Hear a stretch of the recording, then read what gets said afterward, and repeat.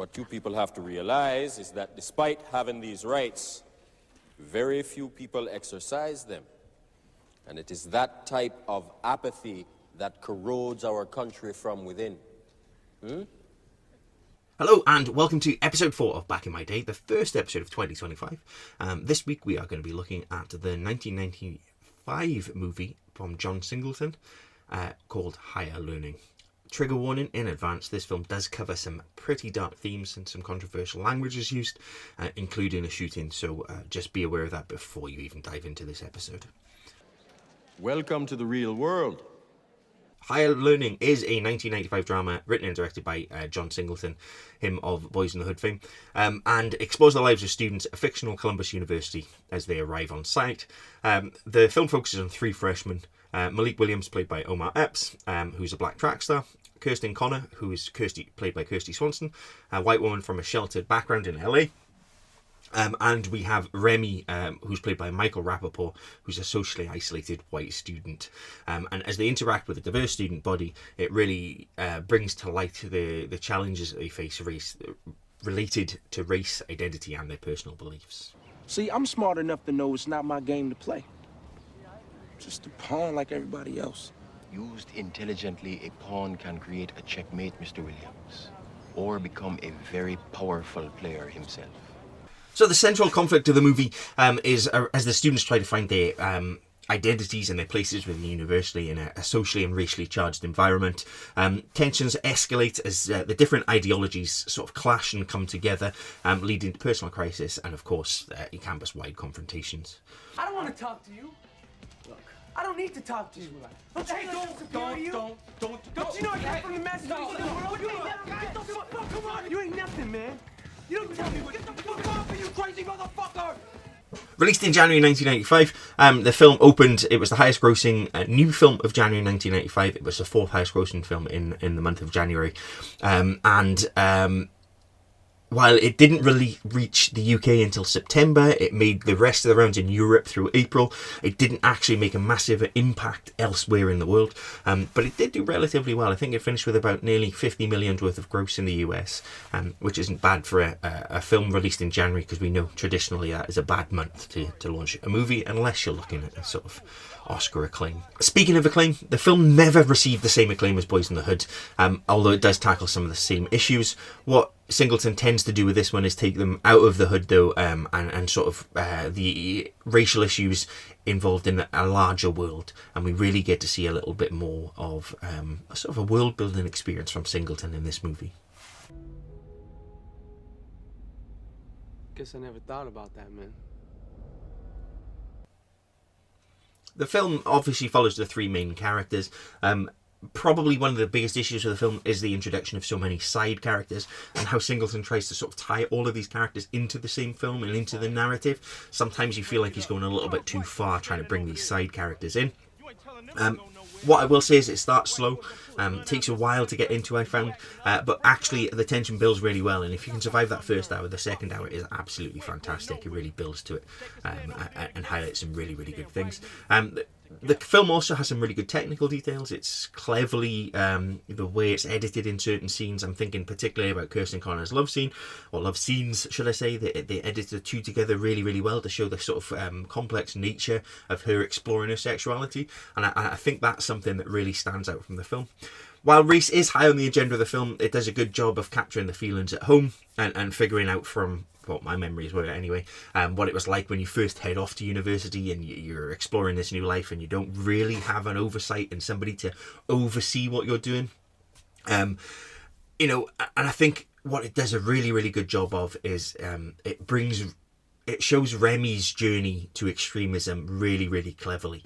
He does a really, really good job, Singleton, of showing how simple it is for somebody to fall in with the wrong crowd, and how quickly that can escalate and ideologies can be passed on. It probably is a little bit simplistic, but still, these simple steps are actually how people end up getting involved in extremism, and we certainly see that through Remy's journey in Higher Learning. All I got is me. No, man. And me. We're brothers by blood. Yeah. You got me too, Remy. think I'm gonna cry. Hey, shut the fuck up over there, Narco. Show the man some respect, you know what I mean? That's cool, Scott. That ain't right. That's pure fucking Aryan blood you're talking to right there. No, you're right. This is brotherhood. Remy, welcome home. Thanks. As for performances, Omar Epps is fantastic in the lead role of Malik. Michael Rappaport as Remy is really, really good as well. And they carry a lot of the film's tension, but it's actually the supporting cast that stand out for me. As Professor Maurice Phipps, Lawrence Fishburne is absolutely outstanding, much like Boys in the Hood. He's that sort of overseeing figure, but he does a really, really good job of bringing his character and offering oversight and insight, I suppose, to the characters within the film. And then you've got Cole Hauser as Scott Moss, who is absolutely outstanding. His performance in this film is out of this world. He is a very, very extreme character, but you can see that there's a cold broodingness to him, and it really does absolutely amazing for it. Fishburne did win an Image Award for beating out Epps, ironically, for his Professor. And some of his political science lessons are really, really well placed. They almost offer insight into the narrative of the film, and it's almost like having an educational oversight while you're watching the movie. I quite like the way that's played out. And as I said, as a white supremacist, Scott Moss, Cole Hauser is just brilliant. He just really does capture. He's just got a really dark nature to him that works really well in this film. As for the writing and direction, Singleton brings the same rawness that he did to Boys in the Hood. You can see that he's got a message and he's got a way of describing it, and this is a different way of him tackling it, especially the race issue. There are other issues within the film, as I said. In this, we really get to see the evolution of Remy's character into a white supremacist. There's some sexual assault that takes place, so we get to see almost gender-based politics within this as well.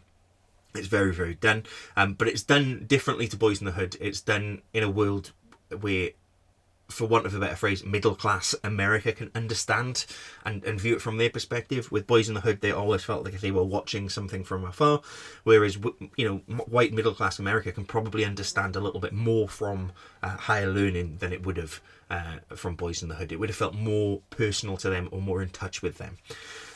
As I said, it is a bit slow to start off with. The first hour I felt dragged a little bit. There was too much of this tying in characters that would be sort of semi-important later on, and maybe you didn't need all of that all of the time, but still the second hour does a really, really good job, and the tension builds nicely into that second hour.